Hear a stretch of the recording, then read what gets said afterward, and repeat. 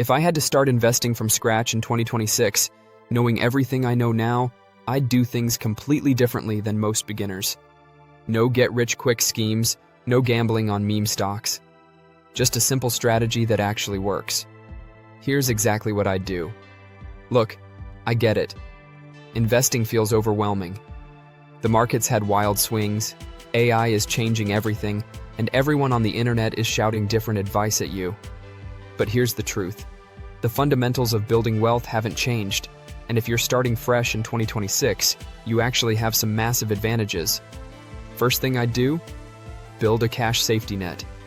I know this isn't sexy, but before investing a single dollar, I'd save 3 to 6 months of expenses in a high-yield savings account. Why? Because the market will drop. It always does. And if you need to pull money out during a crash to cover an emergency, you've just locked in those losses. In 2026, many online banks are offering 4 to 5% interest on savings accounts. That's free money while you're building your foundation. Use it. Second, I'd eliminate high-interest debt. If you're carrying credit card debt at 20% interest, paying that off is your investment. There's no stock that'll reliably beat a guaranteed 20% return. Now here's where it gets interesting. Once I have that foundation, I'd invest in the most boring, proven strategy that exists: low-cost index funds. Here's what I'd do specifically. I'd open a Roth IRA if I'm eligible, or a traditional IRA if not, and max it out every year. For 2026, that's $7,000 if you're under 50.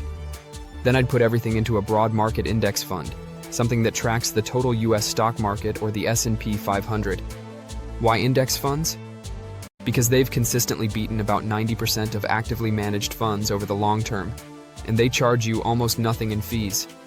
Warren Buffett literally bet $1 million that an index fund would beat hedge funds over 10 years. He won. But here's what I wouldn't do. I wouldn't try to time the market. I wouldn't wait for the perfect moment. The best time to start was yesterday. The second best time is today. I'd set up automatic investments every single month, rain or shine, bull market or bear market. This is called dollar cost averaging, and it removes emotion from the equation. When the market's down, I'm buying shares on sale. When it's up, I'm benefiting from growth. Here's what most people don't tell you. Investing isn't about getting rich next year. It's about being financially free in 20 or 30 years. If you invest $500 a month starting in 2026, assuming average market returns of about 10% annually, you'd have over $1 million in 30 years.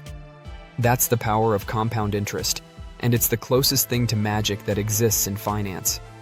The strategy isn't complicated. Save consistently, invest in low-cost index funds, don't panic sell when the market drops, and give it time. Starting to invest in 2026 is actually a gift.